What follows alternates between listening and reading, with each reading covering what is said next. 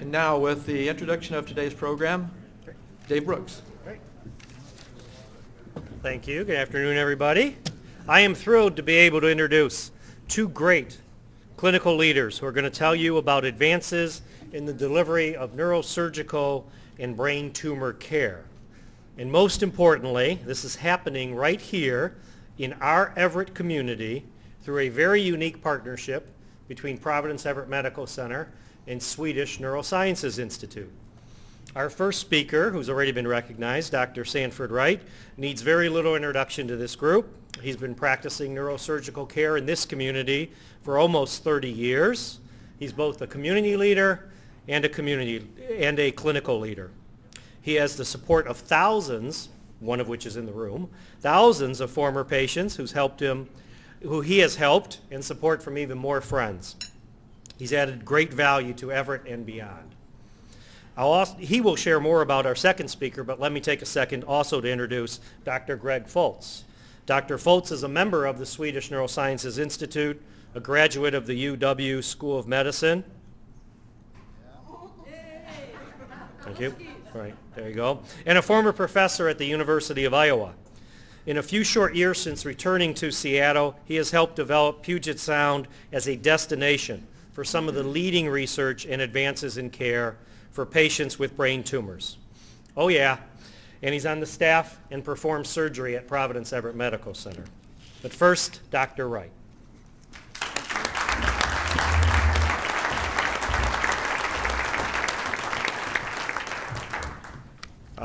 Can everybody hear me out there? It's a pleasure to be here, a very special pleasure. As I look out at the group, I see many friends, many of my father's friends, and more than just a few patients as well. As you all know, my father loved this club, and so it's a pleasure to be able to bring to you a special presentation today. Your club member and my sister-in-law, Deborah Wright, who's over here, frequently refers to the term partnering. And by that she means partnering is bringing together the best people under the best circumstances to try and deal with challenges and find solutions to problems.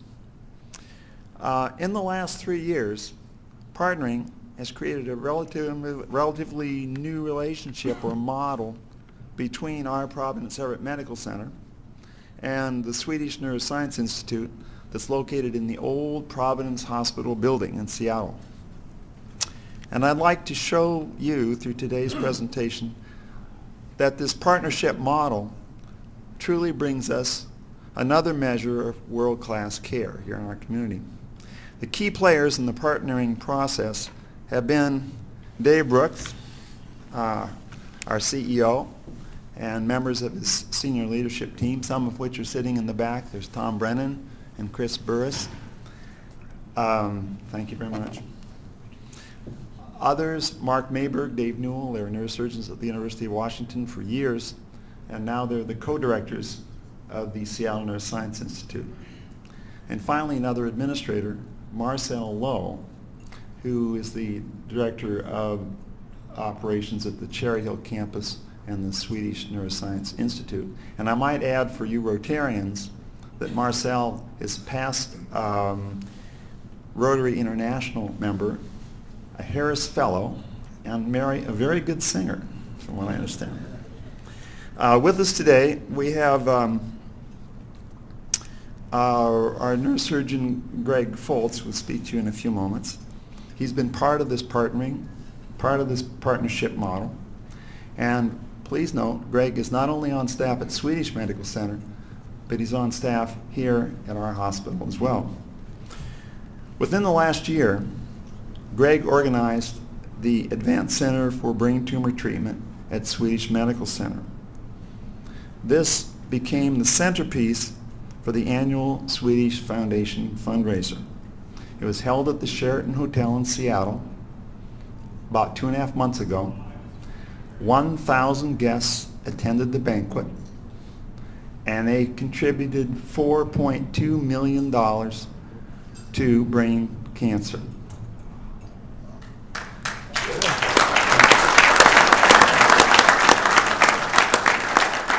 If I have my facts straight, This was the single largest fundraising event in the history of Swedish Hospital. Today, Greg Foltz, who's to my right there, is going to give you a brief summary and a few comments about his keynote presentation. Now, some of you are probably thinking, how can I get out of here? It's going to be so long. The whole presentation that was the focus for raising $4.2 million lasted less than 10 minutes. Okay. So the purpose of today's presentation then is to show that through a partnership model, through partnering, as my sister-in-law frequently comments, she touts, has truly brought another measure of world-class care to our community right here in Everett. Thank you. Greg Foltz.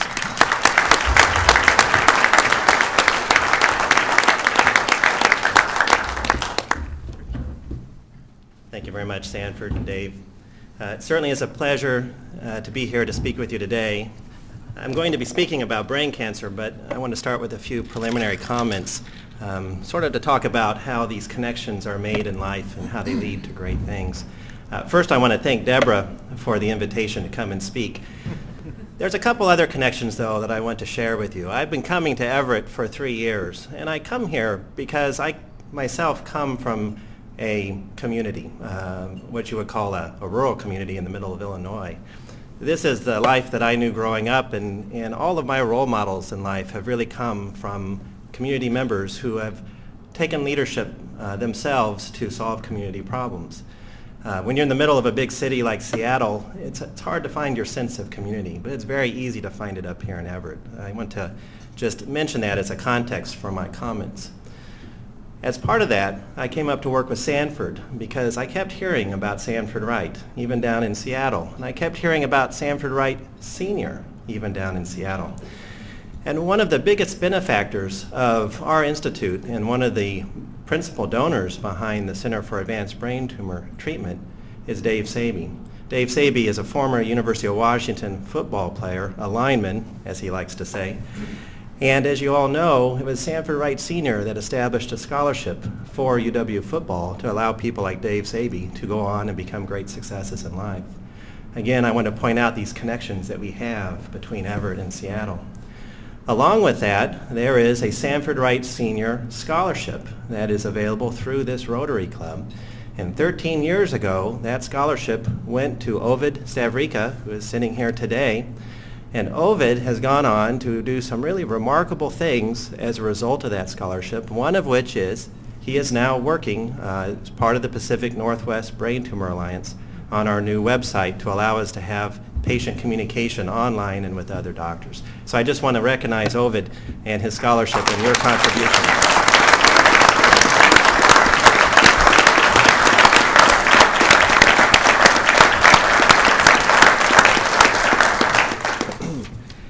Well, now let's get to the subject of the day, brain cancer. I always like to say that patients know the truth about this more than anyone else. And I used to stand up and try to mimic the words that I would hear from my patients and found that I always fell short. So what we've done is we've asked one of my patients to sit for an interview. And what you're about to see is a video of those comments.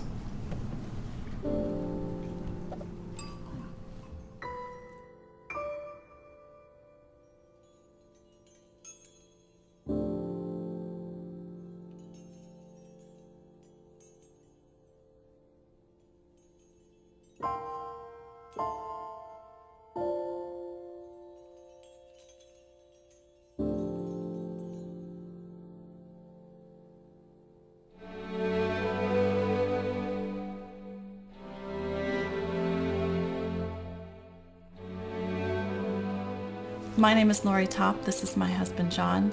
John was diagnosed in January of 2006 with oligodendroglioma. Never really been sick in my life. Never been to the doctor. Don't go, what did I do wrong? Where did I go? What did I, do to bring this on? And, then when it starts to sink in, is this really going to be the end? Really.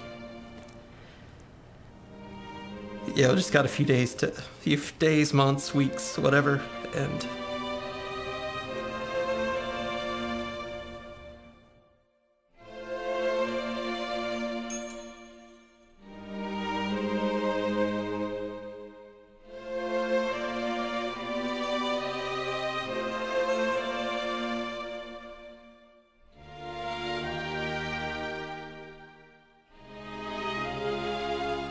The night of my seizure, we had sat down and made up a 15-year plan for what we wanted to do. 6 hours later, he and I were in a hospital room with doctors telling us that they thought that he had a mass in his brain. We first heard the news that it was a brain tumor, and I thought that life as we knew it was forever altered. So from 2 days after onset of symptoms, something guided me to Swedish and guided our family to Dr. Foltz, and I really feel that's one of the reasons that John is sitting here with us today.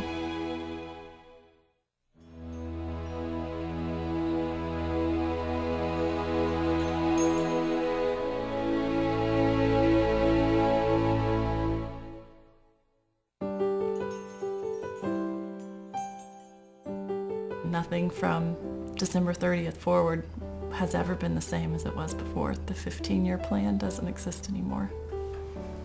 I mean, I still got to be a dad. Yeah, I still got to be a husband. I still want to be a dad. I still want to be a husband. In some ways it changes everything. Some ways it doesn't change anything at all. You know, I still got to work. Still got to do everything. Still got to do the dishes. You know, make the bed every so often when I do it. And, you know, so changed everything and changed nothing. John was the major breadwinner in our family, and when he got sick, our entire world collapsed. And we had to pick up the pieces one at a time to figure out how we could continue not only our lives the way that they were, but the lives of our children. So it was not only being mother, wife, caregiver, I had to become a patient care coordinator for John. I had to find doctors, research doctors, learn how to navigate health insurance systems. I spent hours upon hours upon hours on the phone with the health insurance. I know that there is someone today who is going to get out of the hospital tomorrow or the next day and go, what do I do now?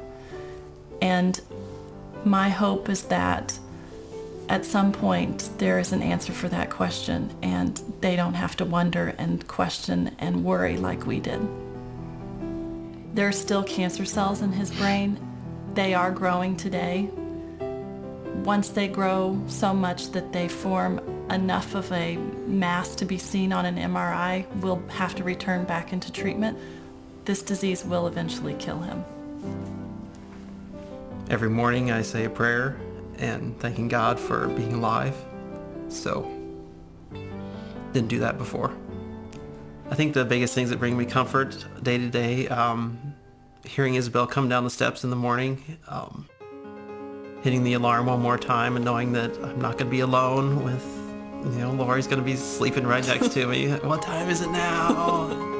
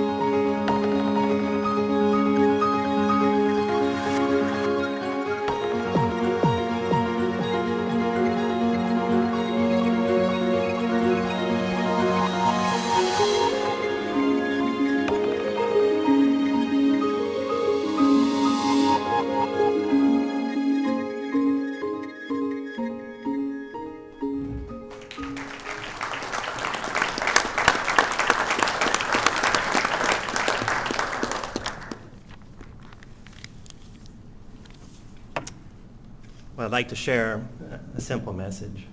It is the message that I give every one of my patients. And it was the message I gave John and Lori 3 years ago now. That message is that brain cancer is not about dying. Brain cancer is about living. It's about living each new day with hope. I want to share with you what hope means, the power that it has in the lives of these patients. If you are a patient diagnosed with brain cancer living in Seattle today, You look out across the landscape of this great city of ours, and you're shocked to find that there is not one community-based center that focuses on the specialized treatment of brain cancer. You are shocked to find that there is not one clinical trial that is available to you in the community setting. You are shocked to find that there is very little research that's being done despite the presence of world-class medical institutions. My patients look out there, and after a while, they just stop looking because they feel abandoned. And I'm watching them. I watch day by day. I can see as the days go by and as they have this feeling that they start to lose hope. Now, if they go online and they search brain cancer, they'll find that there are a handful of centers across this country, in Durham, in San Francisco, in Houston, that have centers that are focused on the specialized treatment of brain cancer, that are offering patients hope, that are making a difference today in the lives of these patients. But as was the case with John and Lori, and as is the case with the vast majority of patients, they simply cannot travel. They are fighting a disease, they have families, they have jobs, and they are left with the suffering that comes from knowing that there is a treatment out there somewhere that could make a difference. Knowing that there is hope out there, but it is just beyond their reach. These patients deserve better. As a community, we can do better for them. Now let me tell you a little bit about Providence and Swedish and the history there in cancer treatment, and what the Pacific Northwest Brain Tumor Alliance means in the lives of my patients today. 30 years ago, there was another disease just as deadly as brain cancer. It killed everyone that it affected, both children and adults. Many of you here today know someone who died of leukemia. 30 years ago, there was a man, a general surgeon, a community physician, who was working at Providence Hospital in Seattle. He was also working at Swedish Hospital in Seattle. He was on staff at both places. And he lost his brother to cancer. And out of his sense of frustration that he could do nothing to help his brother, because in those days, cancer killed everyone, he took money from his own pocket and funded an effort to find a cure. That man was not a university professor. He was not a scientist. He was not a researcher. He was simply a member of the community, like any of you here, who cared deeply about these patients. His name was Bill Hutchinson, and his brother's name was Fred Hutchinson. And it was the Fred Hutchinson Cancer Research Lab, which started in the basement of Providence Hospital, that went on for the first time ever to cure a cancer. Now think about what that meant. For the first time, a person with cancer had hope. And after leukemia was cured, treatments came online for breast cancer, colon cancer, prostate cancer. You can see how the world changed because of the actions of one man. Well, I grew up with that story. I actually moved to Seattle because of that story. I knew about this story throughout my medical training, and it inspires me to this day. How remarkable. One of the miracles of modern medicine, and it occurred right here in our community hospitals. This is not lost on my patients. My patients need another miracle. They know this history. They know that Swedish and Providence working together changed the world once, and they need us to do that again.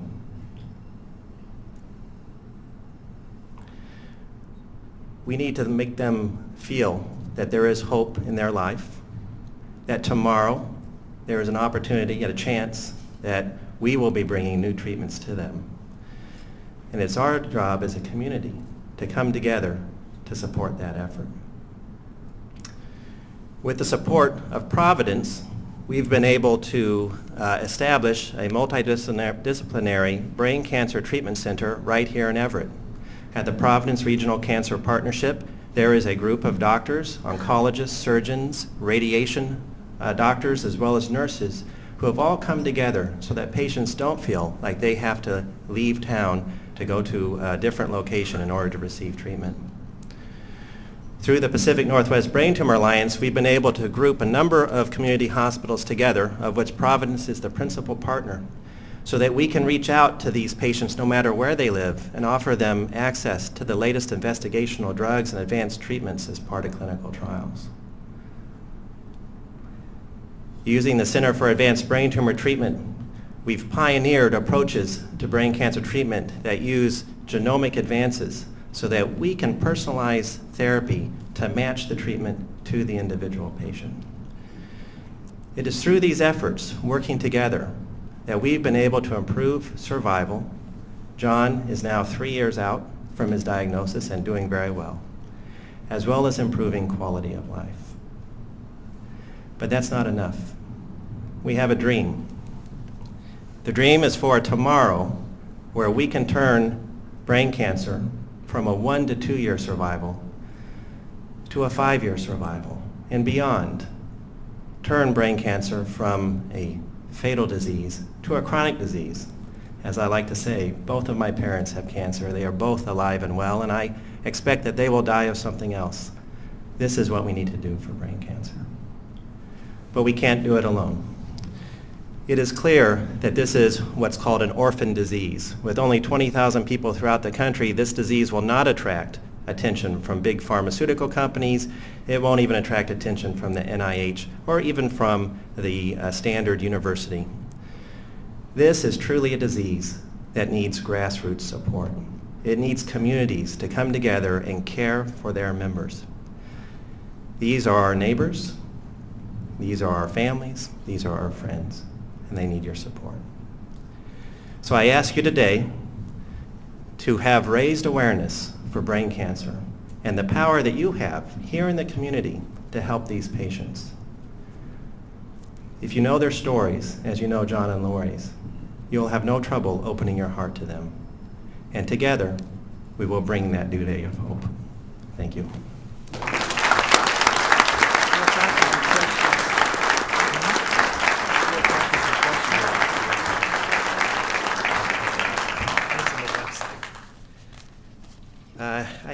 I have some time for questions, apparently. I stayed within my time limit. And I also just want to mention, as part of the raising of awareness, that we have established a website where you can go and actually see this video as well as other interviews if you want to learn more about brain cancer. And that's www.everettneurologicalcenter.org, which is Sanford Wright's website, so you can get more information. I'm happy to answer any questions about brain cancer. Yes, in the back. Are the demographics of brain cancer the same around the world as they are in the States? I mean, is it a small disease, population-wise, everywhere? It is. So the good news about brain cancer, I always like to say something positive about brain cancer, is it's not a disease that you do to yourself. It's not caused by any environmental influence. It's truly just a spontaneous cancer, and that's why, one of the reasons why it has such a low incidence. Mm-hmm.